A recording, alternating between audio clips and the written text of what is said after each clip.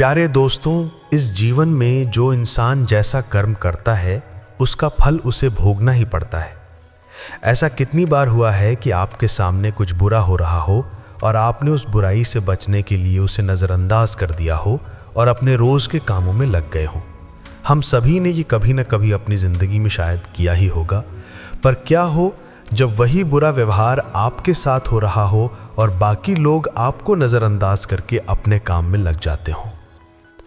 जब कोई आपको धमका रहा हो कि अगर तुमने सच बताया तो तुम्हें नुकसान पहुंचेगा, तब क्या आप फिर भी सच बोलेंगे? क्या आप अपने हक और सच्चाई के लिए लड़ेंगे? दोस्तों, कई बार सच बोलने के लिए बहुत हिम्मत की ज़रूरत होती है और ये हिम्मत जो गलत के सामने खड़े होने के लिए चाहिए, अपने अंदर लाना बहुत मुश्किल होता है। अब आप सोचिए कितने लोग ऐसे स्थिति में सच बोलने की हिम्मत करेंगे। दोस्तों, आज की इस कहानी के माध्यम से हम यही सीखेंगे कि चाहे परिस्थिति कितनी भी कठिन क्यों ना हो, सच बोलना और गलत का सामना करना कितना ज़रूरी होता है। मित्रों, एक बार भगवान शिव और माता पार्वती कैलाश पर्वत पर विराजमान थे। तभी माता पार्वती ने भगवान शिव से पूछा, हे प्रभु, मनुष्य को उसके कर्मों का फल कैसे मिलता है?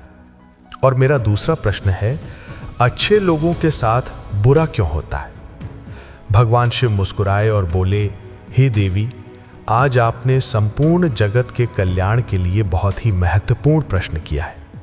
मैं आपके इस प्रश्न का उत्तर एक कथा के माध्यम से दूंगा। आप इस कथा को ध्यानपूर्वक सुनिए।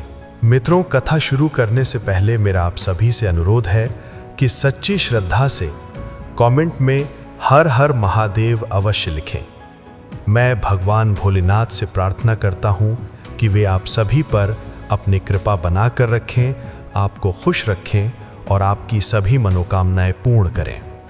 भगवान शिव ने कहना शुरू किया, हे देवी, एक नगर में एक युवक रहता था जो बहुत ही अच्छा और सरल स्वभाव का था। वो ना तो किसी से झगड़ा करता था, न किसी को बुरा कहता था। वो लोगों की मदद किया करता था, पर फिर भी कुछ लोगों से भला बुरा कहते थे। इस पर वो मुस्कुराकर वहां से चला जाता था। जहां वो नौकरी करता था, उसका सेठ उसे बहुत कम तनख्वाह देता था। फिर भी वो कभी विरोध नहीं करता था, बल्कि हंसकर उसके आदेशों का पालन करता और मन लगाकर काम करता था। उसकी भलाई के कारण जो भी उसे दबाने या डराने की कोशिश करता, उसके सीधे साधे व्यवहार के कारण लोग उसे पागल तक कह देते थे। कई लोग कहते, ये अपने जीवन में कुछ नहीं कर पाएगा, आज के ज़माने में इतना सीधा होना अच्छी बात नहीं।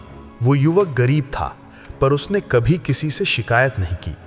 वो नौकरी करके पैसे इकट्ठा करता था ताकि गरीबी से बाहर निकल सके। लेकिन जब भी वो ऐसा करने की कोशिश करता, कोई ना कोई उसकी मेहनत की कमाई छीन लेता। कभी रिश्तेदार दुख दिखाकर पैसे ले जाते, तो कभी कोई सगा संबंधी अपना दर्द सुनाकर उससे मदद ले जाता, और वो युवक कुछ नहीं कहता, बस सोचता, मैं अच्छा आदमी हूं। अच्छे लोग किसी पर अत्याचार नहीं करते। एक दिन उसने देखा कि उसका एक मित्र चोरी, बेईमानी और गलत काम करके अमीर बन चुका है। उसके पास पैसा है, शोहरत है और समाज भी उसका सम्मान करता है। वो किसी की मदद नहीं करता, उल्टा लोगों को लूटता है, उन पर अत्याचार करता है और फिर भी समाज उसे पसंद करता है। ये देखकर वो युवक सोचने लगा, मैं इतना अच्छा हूं, फिर भी मुझे कोई पसंद नहीं करता। मेरे जीवन में सिर्फ दुख है। क्या मुझे भी बुराई का रास्ता अपना लेना चाहिए? एक दिन वो अपने मालिक के घर काम कर रहा था, तभी उसके हाथ से एक कीमती सामान गिरकर टूट गया। इस पर मालिक ने उसे बहुत डांटा, मारा और कहा, अब तू 1 साल तक मेरे यहां मुफ्त में काम करेगा।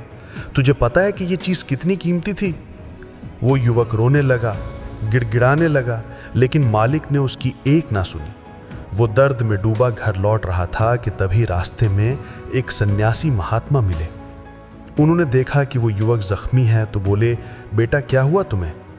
उन्होंने उसके घावों पर जड़ी बूटियों का लेप लगाया, जिससे उसे थोड़ी राहत मिली। फिर युवक बोला, गुरुवर, आप ज्ञानी प्रतीत होते हैं, क्या आप मेरे एक प्रश्न का उत्तर देंगे? महात्मा बोले, पूछो बेटा। युवक ने कहा, गुरुवर, अच्छे लोगों के साथ बुरा क्यों होता है? मैं सीधा साधा इंसान हूँ, कभी किसी का बुरा नहीं किया, फिर भी मेरे जीवन में सिर्फ दुख है। जबकि जो लोग दूसरों को लूटते हैं, गलत काम करते हैं, समाज उन्हीं का सम्मान करता है। आखिर ऐसा क्यों होता है? क्या हमें भी बुराई का रास्ता अपना लेना चाहिए? महात्मा ने उसकी सारी बातें ध्यान से सुनी, फिर शांत स्वर में बोले, बेटा, जिसके कर्म बुरे हैं उसके कर्मों का फल उसे अवश्य मिलेगा और समय आने पर उसके साथ अवश्य ही बुरा होगा। तभी वो युवक गुरुवर की बात काटते हुए बोला, हे गुरुवर, क्या आप जो कह रहे हैं ये सच है? क्या मैं आप पर भरोसा कर सकता हूँ? क्योंकि इस दुनिया में मुझे सब उल्टा ही नजर आता है। मुझे तो अच्छे के साथ बुरा और बुरे के साथ अच्छा ही होते हुए दिखता है। इस पर महात्मा ने शांतिपूर्वक कहा, बेटा, जैसा मैंने कहा वो बिल्कुल सत्य है और आने वाले समय में तुम ये सब भली भांति जान जाओगे। इतना कहकर महात्मा वहां से चले गए और युवक वहीं कुछ देर बैठे रहकर उनकी बातों पर विचार करने लगा। उसने सोचा, चलो, मेरे पास धन दौलत ना सही, रुपया पैसा ना सही, समाज का मान सम्मान ना सही, पर मैं तो एक अच्छा इंसान हूँ और मेरी अच्छाई का फल कभी ना कभी अवश्य मिलेगा। ये सोचकर वो वापस घर लौट गया। कुछ दिनों बाद जब वो युवक जंगल के रास्ते से अपने मालिक के घर जा रहा था, तभी राजा के सैनिकों ने उसे घेर लिया। उसके चेहरे पर काला कपड़ा डाल दिया, हाथ बांध दिए और उसे धक्के मार मार कर ले जाने लगे। वो जोर जोर से चिल्लाकर पूछता रहा, मुझे कहाँ ले जा रहे हो? मेरा क्या कसूर है? पर सैनिकों ने कोई जवाब ना दिया और बस उसे पीटते हुए ले जाते, जब तक एक सैनिक ने हंसकर कहा, अरे मूर्ख, तुम्हें नहीं पता, राजा ने तुम्हें मृत्युदंड दिया है, हमें तुम्हें ऊंचे पहाड़ से नीचे फेंकना है। ये सुनकर युवक हैरान रह गया। उसने विनती की, रोया, हाथ जोड़े, पर किसी ने उसकी एक नहीं सुनी और वे उसे पहाड़ की चोटी की ओर ले जाने लगे। थक हार कर युवक ने कहा, देखो, तुम्हें उस चोर ने 1000 सोने के सिक्के देने का वादा किया है। अगर तुम मुझे छोड़ दोगे तो मैं तुम सबको 10,000 सोने के सिक्के दूंगा। सैनिकों ने तंज में कहा, हाँ, क्या तुम हमें मूर्ख समझते हो? तुम एक मामूली आदमी हो, इतना धन कहां से आएगा? तब युवक ने कहा, तुम मेरे साथ चलो, मैं तुम्हें दिखाता हूं, और अगर धन ना मिला तो तुम मुझे वापस यहां ला सकते हो, या चाहो तुम मुझे वहीं मार डालो। सैनिकों ने आपस में विचार कर तय किया कि अगर धन ना मिला तो वे उसे मार देंगे और पहले काला कपड़ा हटाने की शर्त रखी। जब काला कपड़ा हटाया गया तो युवक उन्हें गुफा के पास ले गया। वो गुफा भूल भुलैया जैसी थी और वो उससे भली भांति परिचित था। मौका पाकर उसने सैनिकों को धोखा देकर गुफा में बंद कर दिया और डरते हुए भागा। रास्ते में वही महात्मा दिखाई दिए। वो उनके पास पहुंचा और सारी घटना सुनाई। फिर प्रश्न किया, गुरुवर, मैंने ऐसा कौन सा बुरा कर्म किया है कि मुझे ये सजा दी जा रही है, जबकि मैंने कभी चोरी, बेईमानी या किसी का शोषण नहीं किया? महात्मा मुस्कुराकर बोले, बेटा, तुम्हारे कर्म वास्तव में बुरे ही तो हैं, इसीलिए तुम्हें ये सब सहना पड़ रहा है। ये सुनकर युवक आश्चर्यचकित हुआ और बोला, हे गुरुवर, मैंने कभी किसी का बुरा नहीं किया, किसी को अपशब्द तक नहीं कहे, फिर मेरे कर्म बुरे कैसे हो सकते हैं? तब महात्मा ने गंभीरता से समझाया, बेटा, अपने हक और अधिकार के लिए नहीं लड़ना भी बुरा कर्म है। जब तुम पर कोई अत्याचार करता है और तुम इसका विरोध नहीं करते, क्या ये बुरा कर्म नहीं है? किसी के साथ अत्याचार ना करना तो धर्म है, पर दूसरों पर अत्याचार होते हुए चुप रहना भी बुरा कर्म है। सही होते हुए भी चुप रहना क्या बुरा कर्म नहीं है? हम खुद को शक्तिहीन और असहाय समझकर बार बार सत्य के सामने झुक जाते हैं, क्या ये भी बुरा कर्म नहीं है? बुराई में सुख देखना और उसी पर आंख मूंद लेना, ये भी एक बुरा कर्म ही तो है। अब मैं तुमसे पूछता हूं, बताओ, इनमें से कौन सा काम ऐसा है जो तुमने अब तक नहीं किया? उन महात्मा की ये बातें सुनकर युवक स्तब्ध रह गया। उसे समझ नहीं आ रहा था कि उन महात्मा के प्रश्न का क्या उत्तर दें। काफी देर सोचने के बाद उसने कहा, हे गुरुवर, आप सत्य कहते हैं, ये सारे कर्म मैंने किए हैं और आप बिल्कुल सही हैं, ये सारे बुरे कर्म मेरे द्वारा ही किए गए हैं। और दोनों हाथ जोड़कर बोला, मैं खुद को हमेशा अच्छा माना, मैं लोगों की मदद करता था, कभी किसी के सामने आवाज नहीं उठाई। मुझे लगता था मैं सीधा, सरल और अच्छा व्यक्ति हूं, पर अनजाने में मैं बुरे कर्म कर रहा था। फिर वो युवक महात्मा से प्रश्न कर बैठा, हे गुरुवर, अगर ये बुरे कर्म हैं, तो अच्छा कर्म क्या है और अच्छा व्यक्ति कौन होता है? महात्मा ने उत्तर दिया, बेटा, जो हमेशा सत्य के साथ खड़ा रहता है, जो लोगों की मदद करता है, जो ईमानदारी से अपना कार्य पूरा करता है, जो विनम्र है पर कमजोर नहीं, जो अपने पर गर्व कर सकता है पर अहंकार नहीं रखता, जो बुराई सहन नहीं करता और अच्छाई के लिए निरंतर प्रयासरत रहता है, जो आलस से नहीं करता और अपने जीवन को अपने नियंत्रण में रखता है, वही निडर होकर जीता है और वही सच्चा व्यक्ति है। युवक ने कहा, हे गुरुवर, आपकी बातें सत्य हैं, पर एक गरीब और कमजोर इंसान किसी के सामने कैसे खड़ा हो सकता है? मैं किसी का विरोध कैसे करूं? महात्मा ने स्मित होकर उत्तर दिया, बेटा, तुम भूल गए हो, अभी कुछ देर पहले तुमने उन सैनिकों के सामने खड़े होकर अपनी सूझबूझ से अपना जीवन बचाया था। व्यक्ति को हमेशा अपने मन से शक्तिशाली होना चाहिए। डरते हुए जीने से अच्छा है निर्भय होकर एक दिन खुलकर जीना। युवक बोला, हे गुरुवर, आपकी बातें ठीक हैं, पर यदि किसी के सिर पर मौत मंडरा रही हो तो वो अपनी जान बचाने के लिए सोचेगा। मैंने भी वही किया, पर अब जब मैं आपके सामने खड़ा हूं तो मेरे भीतर वो क्षमता नहीं है। मैं किसी का विरोध करने की हिम्मत नहीं पाता। महात्मा मुस्कुराए और कहने लगे, ठीक है, तुम यहीं पर इंतजार करो। वे सैनिक कभी भी गुफा से निकलकर तुम्हें ढूंढ लेंगे और तुम्हें पहाड़ से फेंक देंगे। तब तुम कुछ नहीं कर पाओगे, क्योंकि तुम स्वयं को कमजोर समझते हो। तुम लोगों की सहानुभूति चाहते हो, पर याद रखो, हमें मजबूत होना चाहिए, सहानुभूति का भूखा नहीं। यदि तुम लोगों से सहानुभूति मांगोगे तो तुम्हें सहानुभूति तो मिलेगी, पर न्याय नहीं मिलेगा, और न्याय के लिए ना लड़ना अपने ऊपर अन्याय सहने जैसा है। युवक ने पूछा, फिर मैं न्याय मांगने किसके पास जाऊं? कौन मेरी सुनेगा? महात्मा ने कहा, बेटा, तुम राजमहल जाकर राजा से न्याय की गुहार लगा सकते हो। युवक डरकर बोला, नहीं गुरुवर, मैं राजा के सामने कैसे खड़ा हो पाऊंगा? मुझ में इतनी हिम्मत नहीं है। यदि राजा क्रोधित हो गया तो वो मुझे मृत्युदंड दे देगा। महात्मा ने मधुरता से कहा, बेटा, तुम्हें मृत्युदंड तो मिल चुका है। भले ही राजा ने ना दिया हो, सैनिकों ने तुम्हें मृत्युदंड दे दिया है। इतना कहकर महात्मा आगे बढ़ गए। युवक वहीं खड़ा रहकर उनकी बातें सोचता रहा। तभी किसी के आने की आवाज सुन उसने झाड़ियों में छिपकर रात वहीं गुजारी। रात भर वो सोचता रहा, क्या जीवन डर के साथ जीना है या फिर बुराई अपनाकर प्राण बचाना?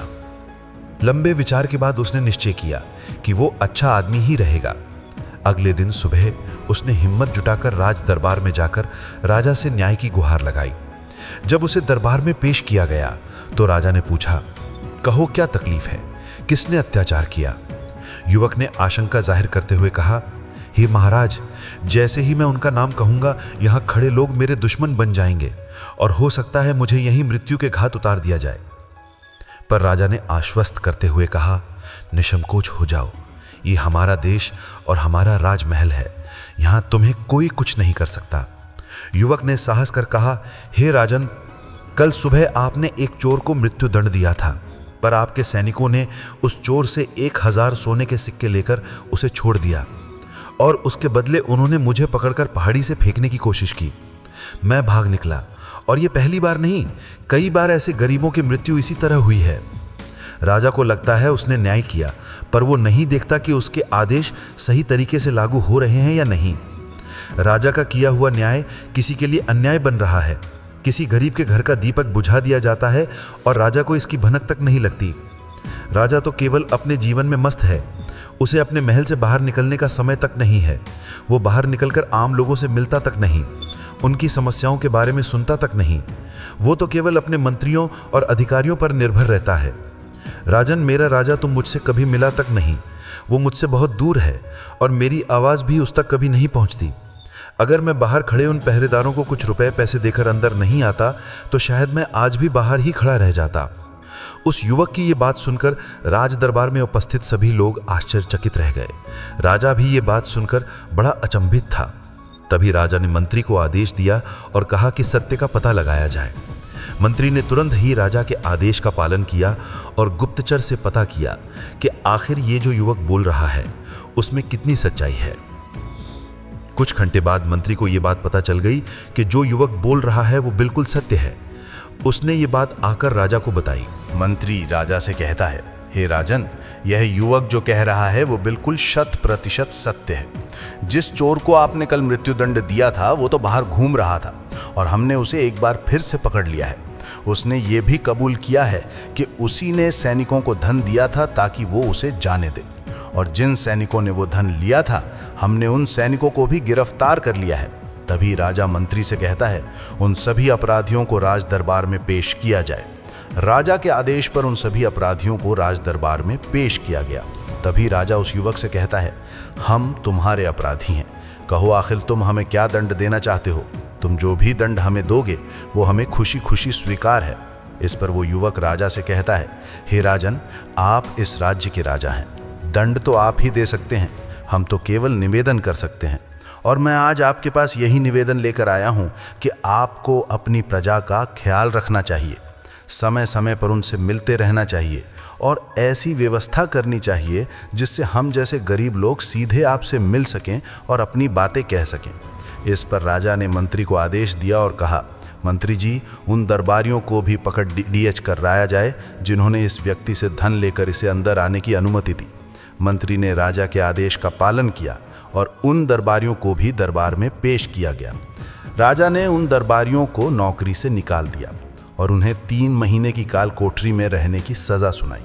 राजा उस युवक से कहता है, मैंने तुम्हारे जैसा निर्भय व्यक्ति आज तक नहीं देखा।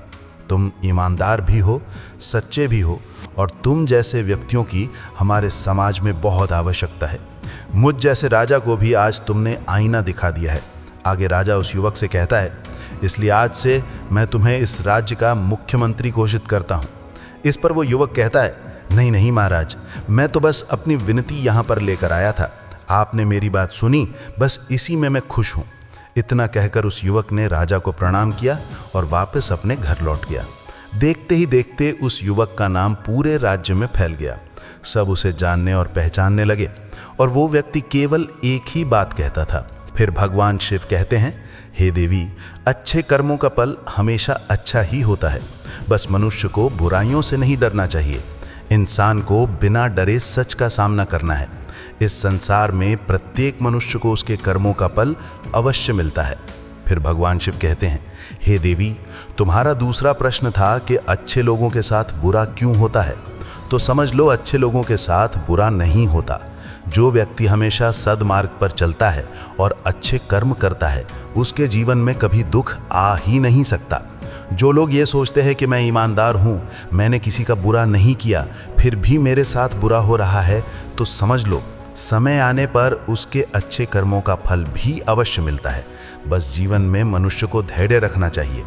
दोस्तों, इस कहानी के माध्यम से मुझे उम्मीद है कि आपको ये समझ में आ चुका होगा कि अच्छा होना क्या होता है और एक सच्चा व्यक्ति कैसे बनता है। यदि आप भी अपने आप को एक अच्छा और सच्चा व्यक्ति मानते हैं और आपको लगता है कि आप भीतर से अच्छे हैं फिर भी आपके साथ बुरा हो रहा है, तो अब आप जान चुके हैं कि उस बुराई का कारण कौन है, उस तकलीफ का कारण कौन है। इसलिए खुद को कमजोर और असहाय ना माने, अपने हक के लिए लड़ना सीखें, अपने आप को भीतर से मजबूत बनाएं, अपने मन को कठोर बनाएं ताकि आप उन परिस्थितियों और लोगों का सामना कर सकें जो आपका फायदा उठाने की कोशिश करते हैं, क्योंकि बुराई को सहना भी एक बुरा कर्म ही है। और दोस्तों, आपको ये कथा कैसी लगी हमें ज़रूर बताएं और हमारे चैनल हिंदी स्टोरी को सब्सक्राइब ज़रूर करें। धन्यवाद। हर हर महादेव।